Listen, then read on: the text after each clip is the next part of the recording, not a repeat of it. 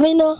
Basi tunaenda kujifunza somo moja linalohusiana na kiu ya kumjua Mungu, ambao leo shetani ameondoa kiu ya kumjua Mungu. Yani ameua ile kiu, ile shauku ya mtu kumjua Mungu. Ameua ile shauku na kiu au njaa ya kumjua Mungu. Sikiliza kwa makini, kwambie kitu kimoja.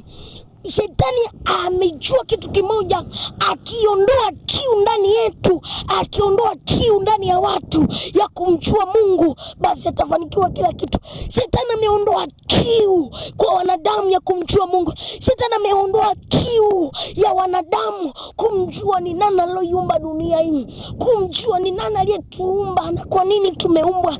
Yani shetani ameiondoa ile kiu ya wanadamu kumjua Mungu, kwa nini tumeumbwa duniani, nani aliyetuumba duniani, kusudi lake ni lipi.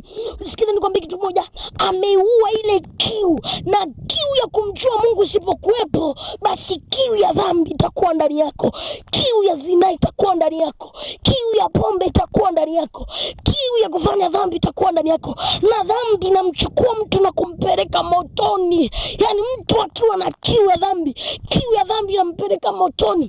Kiu ya kumjua Mungu inampeleka mtu moja kwa moja mbinguni. Sikiza kwa makini, hauwezi kuingia mbinguni usipokuwa na kiu ya kumjua Mungu.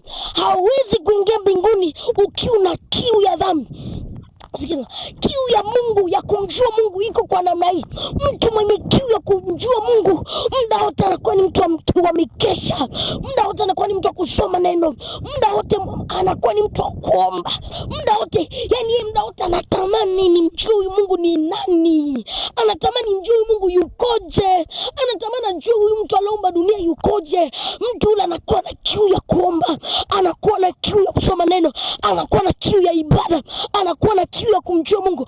Vile vitu vile Mungu, mtu wa namna ile, Mungu anamleta supporter ambaye ni Roho Mtakatifu, ambaye anaweza kumsaidia kuizidisha kiu ndani zaidi, na Mungu ndio pale unaweza kumjua Mungu.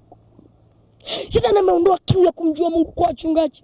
Wachungaji wanahubiri kwa mazoea, waimbaji wanaimba kwa mazoea. Kiu ya kumjua Mungu haipo Tanzania.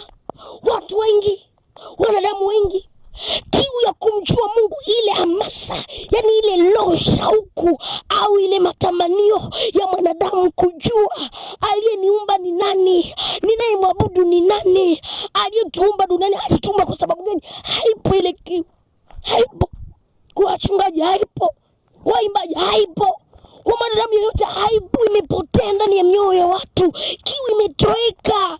Kitabu cha Ayubu anasema katika kitabu cha Ayubu 22:1, mjue sana Mungu ili uwe na amani, ndivyo mema atakapokujilia. Ile kiu imetoweka, kiu ya kumjua Mungu. Kama akina Elia walikubali kulala milimani ili wamjue Mungu kiu zaidi, lakini ile kiu leo imetoweka, ile kiu leo imekufa, ile kiu leo shetani ameiua.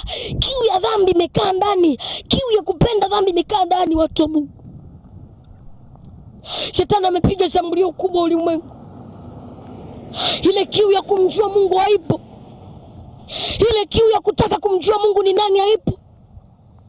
Amepandikiza kiu ya dhambi, amepandikiza kiu ya anasa, kwa sababu shetani anajua hizi ni nyakati za mwisho na Mungu anakaribia kurudi. Anaondoa kiu ya mtu kumjua Mungu.